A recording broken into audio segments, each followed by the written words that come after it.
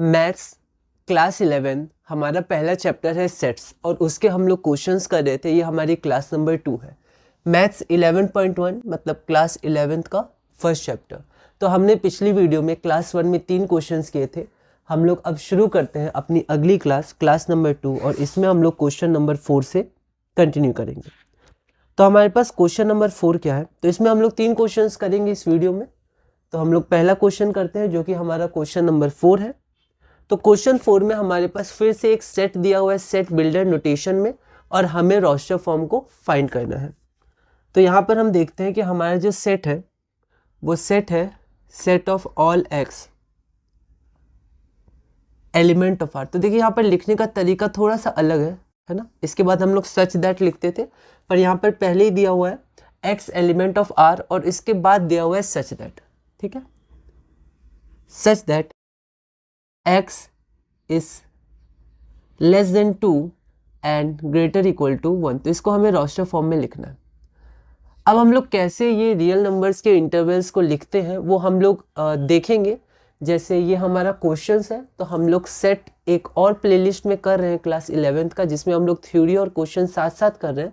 तो उसमें ये टॉपिक हमें पढ़ना है, ठीक है। और एनसीईआरटी में आप देखिएगा कि representing the subsets of real numbers, तो उसके अनुसार जहाँ कहाँ पर क्लोज ब्रैकेट होगा, कहाँ पर ओपन ब्रैकेट होगा, ये सब इंपॉर्टेंट है।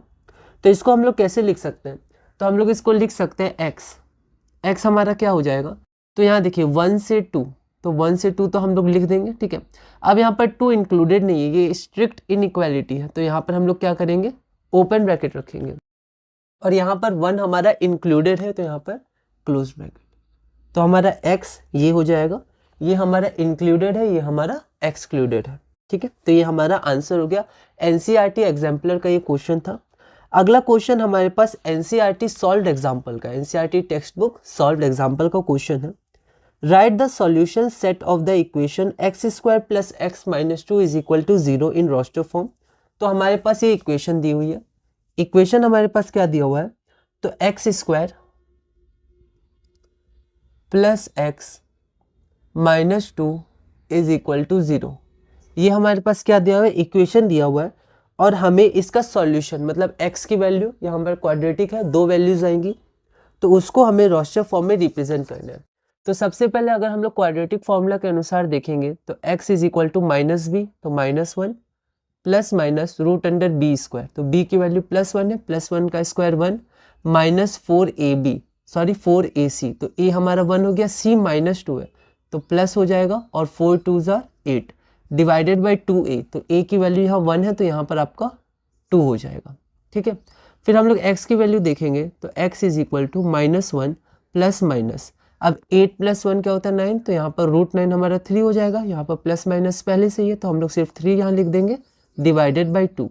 तो यहाँ से हमारे पास एक x की वैल्यू कितनी आ जाएगी, तो एक x की वैल्यू हमारे पास आ जाएगी -1 + 3 that is +2 divided by 2 that is equal to +1, तो हम लोग 1 लिख सकते हैं। और यहाँ पर दूसरी जो हमारी x की वैल्यू आ जाएगी वो कितनी आ जाएगी, वो आ जाएगी -1 - 3 that is equal to -4 divided by 2 that is equal to -2, तो यहाँ पर x की वैल्यू हमारे पास -2 आ जाएगी। तो x हमारे पास कितना हो जाएगा इस क्वेश्चन के लिए, x बराबर -1 और 2, ठीक है। अब एक बात हमें ध्यान रखना है कि यहाँ पर अगर आप ये हमें ध्यान रखना है, यहाँ पर गलती हो जाती, 1 है और -2 है, ओके। तो यहाँ पर अगर आप -2 और 1 भी लिखते हैं तो कोई दिक्कत नहीं है, क्योंकि रोस्टर फॉर्म में जो ऑर्डर होता है वो इमटेरियल होता है। लेकिन फिर भी हम लोग जनरली क्या करते हैं, हम लोग इसको लिखते हैं रियल नंबर लाइन के फॉर्म में, ठीक है। तो इसकी जगह अगर हम लोग ऐसे लिखते -2 1 तो भी सही होता है। ऐसा क्यों, क्योंकि जब हम लोग रियल नंबर लाइन देखते हैं तो यहाँ पर पहले नेगेटिव नंबर्स, लेफ्ट में नेगेटिव नंबर्स और राइट में पॉजिटिव नंबर्स, तो लेफ्ट में नेगेटिव राइट में पॉजिटिव, तो जनरली ऐसे लिखा जाता है। लेकिन फिर भी अगर हम लोग 1 और -2 भी लिखते हैं तो कोई दिक्कत नहीं है ना, क्योंकि रोस्टर फॉर्म में हमारा ऑर्डर इमटेरियल होता है। एक क्वेश्चन हम लोग इस वीडियो में और करते हैं, वो क्वेश्चन हमारे पास एनसीईआरटी एग्जाम्पलर का क्वेश्चन है। Write the following sets in the roster form, ठीक है। तो रोस्टर की स्पेलिंग एक बार हम लोग देख लेंगे, ठीक है। तो रोस्टर में ROAS होता है या ROS होता है, तो रोस्टर फॉर्म में हमारा ROAS होता है, तो हम लोग उसके हिसाब से देख लेंगे, ठीक है। तो अगला क्वेश्चन हमारे पास है write the following sets in the roster form. फिर से हमारे पास सेट बिल्डर नोटेशन या सेट बिल्डर फॉर्म में क्वेश्चंस दिए हुए हैं। 3 इसके सब क्वेश्चन है, 3 पार्ट है। तो पहला हम लोग देखते हैं। पहला क्वेश्चन हमारे पास क्या है, d is equal to t। अब सच दैट के लिए हम लोग कॉलन भी लगा सकते हैं या फिर ऐसे एक लाइन भी, वर्टिकल बार भी खींच सकते हैं। तो t cube is equal to t, ऐसे क्वेश्चन आया था पिछले क्वेश्चन में, सॉरी पिछले क्लास में, x square is equal to x, ऐसा आया था। यहाँ पर t है, t cube is equal to t and t is an element of real number. ठीक है, तो हम लोग फिर से करेंगे इसको। तो यहाँ पर हमें ये दिया है equation t cube is equal to t, तो हम लोग इसको लिख सकते हैं t cube minus t is equal to 0, है ना, इसको इधर ले गए। उसके बाद अगर हम लोग t को कॉमन लेंगे तो ये हो जाएगा t square minus 1 is equal to 0, है ना। अब यहाँ पर चाहे तो t equal to 0, t square minus 1 equal to 0 आप कर सकते हैं, या आप एक और काम कर सकते हैं कि इसको आप क्या करिए, यहाँ पर a square minus b square में ब्रेक कर दीजिए। तो t इंटू ए माइनस, या a प्लस भी लिख देते हैं, कोई दिक्कत नहीं, a plus b into a minus b equal to 0। तो यहाँ से हम देख सकते हैं t 0 हो जाएगा तो t equal to 0, t plus 1 0 हो जाएगा तो t इक्वल टू माइनस 1, और t माइनस 1 इक्वल टू 0 हो जाएगा तो t इज इक्वल टू 1। और t हमारा रियल नंबर भी होना चाहिए, दोनों सेटिस्फाई करना चाहिए। ठीक है, कई बार हम लोग इसको भूल जाते हैं, हम लोग इसको सेटिस्फाई करके आंसर लिख देते हैं, लेकिन यहाँ पर अगर कुछ और होता सेट हमारे पास तो आंसर 5 भी आ सकता था। ठीक है, ऐसे क्वेश्चन हमने देखे थे जब हम थ्योरी में डिस्कस कर रहे थे। एनसीईआरटी में आप देखिएगा तो दोनों कंडीशन फॉलो होनी चाहिए। तो 0 माइनस 1 और 1 ये रियल नंबर भी है और इसके सॉल्यूशन भी है। यहाँ पर क्यूब है तो 3 सॉल्यूशन आएंगे। तो यहाँ पर हम लोग लिख सकते हैं d इज इक्वल टू, क्योंकि सेट का नाम d है, तो यहाँ पर हम लोग कैसे करेंगे, माइनस 1 रियल नंबर लाइन के अनुसार करेंगे। अगर आप 0 माइनस 1 1 भी लिखते कॉमा करके तो कोई दिक्कत नहीं है, लेकिन हम लोग जनरली लिखते हैं रियल नंबर लाइन के अकॉर्डिंग। तो माइनस 1 फिर 0 आता है फिर 1 आता है। तो ये हमारा आंसर हो गया। 2 पार्ट इसके और हैं, उन दोनों पार्ट को हम लोग और देख लेते हैं। तो इसमें ऐसे क्वेश्चंस आते हैं सेट्स में रोस्टर फॉर्म में रिप्रेजेंट करने, और फिर हमारे सेट बिल्डर नोटेशन में रिप्रेजेंट करने। तो स्कूल एग्जाम्स और जो बेसिक कॉन्सेप्ट्स हैं ऐसे क्वेश्चन ही पूछे जाते हैं। ठीक है, तो हम लोग क्या करते हैं, 2 क्वेश्चन और कर लेते हैं। इस क्वेश्चन का सेकंड पार्ट हमारे पास ई है, सेट को कैपिटल लेटर से हम लोग डिनोट करते हैं। तो यहाँ पर ई बराबर दिया हुआ है, जो हमारे पास सेट ई है that is equal to the set of all, W से रिप्रेजेंट किया गया एलिमेंट को, कोई दिक्कत नहीं है, हम लोग कोई भी lower case letter small letter से रिप्रेजेंट कर सकते हैं।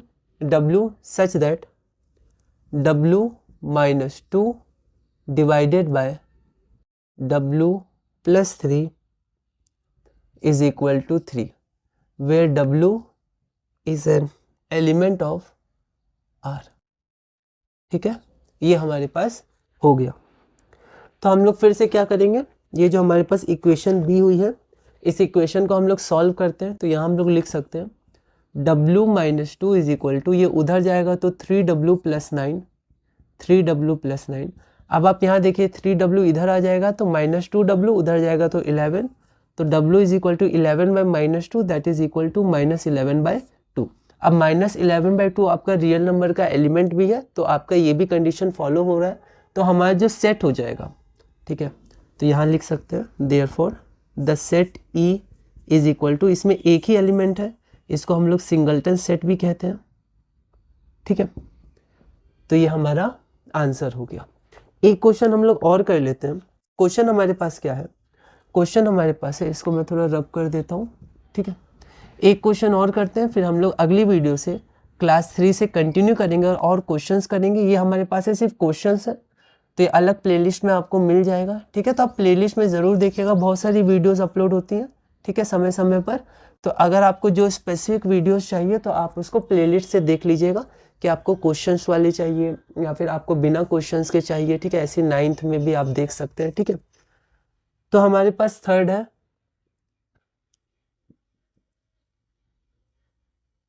तो थर्ड हमारे पास क्या है, x टू द पावर 4। हमारे पास एक सेट f है, तो f हमारे पास है x such that x to the power 4 minus 5x square plus 6 is equal to 0। x is an element of R. ठीक है, तो ये हमारे पास गिवन सेट बिल्डर नोटेशन है। तो यहाँ पर अगर हम लोग देखें तो यहाँ पर हमें इस इक्वेशन को सॉल्व करना है। इस इक्वेशन को हम पहले क्लासेस में सॉल्व कर चुके हैं, या फिर पहले हमें पता है ये जनरल क्वाड्रेटिक इक्वेशन है, इसको कैसे सॉल्व करते हैं। तो यहाँ पर एक्स स्क्वायर को पहले टी मान लेते हैं, फिर T square minus 5t plus 6। ठीक है, पर हम लोग अब इसको डायरेक्ट भी सॉल्व कर सकते हैं। मिडिल टर्म स्प्लिटिंग से यहाँ पर -5 है और यहाँ पर +6 है, तो 3 और 2 तो -3 -2 और इंटू करेंगे माइनस माइनस प्लस, तो +6 ही आ जाएगा। तो इसको हम लोग लिख सकते हैं x⁴।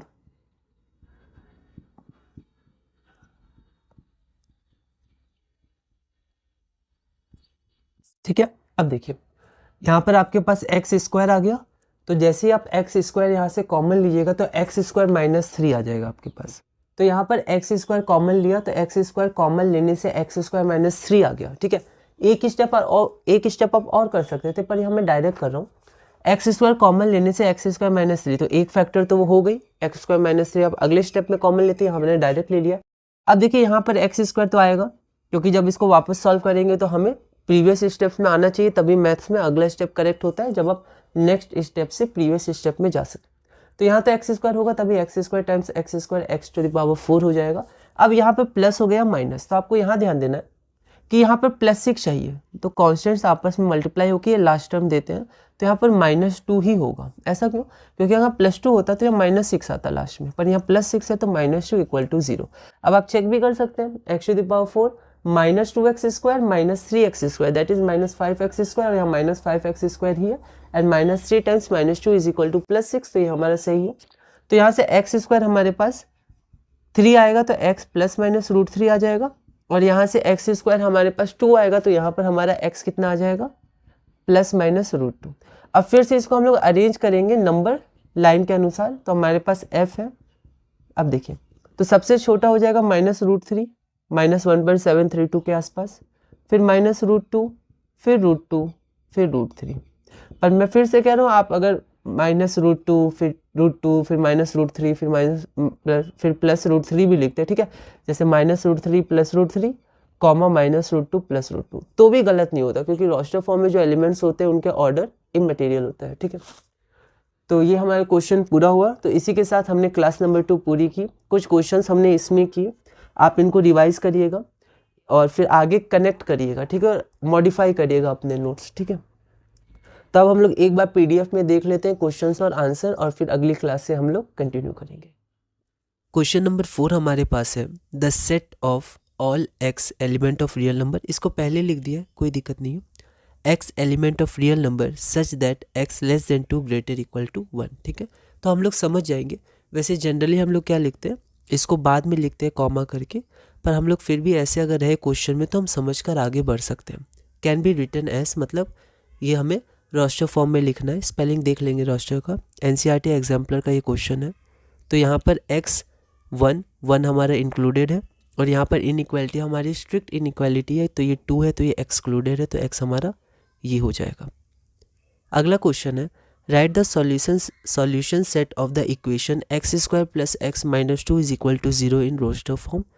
तो यहाँ शायद ए आ जाएगा, आप चेक कर लीजिएगा। Roster form NCERT solve example का ये क्वेश्चन है। तो यहाँ पर हम लोग इसे सॉल्व करेंगे। हमें कैलकुलेशन में केयरफुल रहना है, ठीक है। b² मतलब -b ± √b² - 4ac होता है। इन सब में सिली मिस्टेक ना हो, वरना आगे दिक्कत हो जाएगी। तो हमारा ऑर्डर मतलब ऑर्डर इमटेरियल होता है, तो -2 1 या 1 - 2 लिख सकते हैं। जनरली -2 1 लिखा जाता है, नंबर लाइन के अनुसार हम लोग लिखते हैं। अगला हमारे पास क्वेश्चन है, write the following sets in the roster form. NCERT exemplar का क्वेश्चन है, इसमें 3 पार्ट है। ये तीनों पार्ट हमने डिस्कस किया है, बस एक बार हम लोग यहाँ पर लैंग्वेज में भी इसको देख लेते हैं। तो यहाँ पर डी हमारे पास है, T such that t³ = t, t is an element of r। तो अगर t³ = t है तो t टाइम्स t² - 1 = 0। उसके बाद बेसिक मैथ्स का सिंप्लीफिकेशन है, और t हमारा 0 - 1 आ गया। ये भी ध्यान रखना है, t element of real number होना चाहिए, तो ये रियल नंबर का एलिमेंट है। तो d हमारा -1 0 1 या 0 - 1 1 या 0 1 - 1 कुछ भी लिख सकते हैं, पर जनरली हम लोग नंबर लाइन के अकॉर्डिंग इसको ऑर्डर में लिखते हैं। अगला है w - 2 / w + 3 = 3। हम लोग जो एलिमेंट्स होते हैं उसको कोई भी लोअर केस लेटर से शो कर सकते हैं। यहाँ w से किया गया है, कोई दिक्कत नहीं है। तो W हमारा -11/2 आ जाएगा, और W element of real number है, तो यहाँ पर ये सिंगलटन सेट है, तो ये हमारा -11/2 हो जाएगा। अगला हमारे पास ये इक्वेशन है, तो हमें इस इक्वेशन को सॉल्व करना है। तो हम लोग x² = t मान के भी कर सकते हैं, पर हम लोग डायरेक्ट अब कर सकते हैं, है ना। x⁴ x² में टूटेगा तो फिर x² हमारा कॉमन आ जाएगा। उसके बाद ऐसे स्टेप वाइज भी कर सकते थे या डायरेक्ट भी कर सकते थे, कोई दिक्कत नहीं है। तो x की वैल्यू +-√3 और +-√2 हो जाएगी। तो -3 -2 2 √3 √2 और √3, तो -√3 -√2 -√3 -√2 √2 और √3, है ना। तो order is generally written according to the position on the number line, ठीक है। 0 के इधर हमारा क्या होता है नेगेटिव, इधर पॉजिटिव, तो हम लोग ऐसे लिखते हैं जनरली। तो -3 -2 √2 और -√3 -√2 √2 और √3। तो इसी के साथ हमने ये पूरा किया। अगली वीडियो में हम लोग क्वेश्चन नंबर 7 से कंटिन्यू करेंगे और धीरे धीरे क्लास 11 पहला चैप्टर सेट्स और इसमें सिर्फ क्वेश्चंस है, इसमें हम लोग आगे बढ़ेंगे।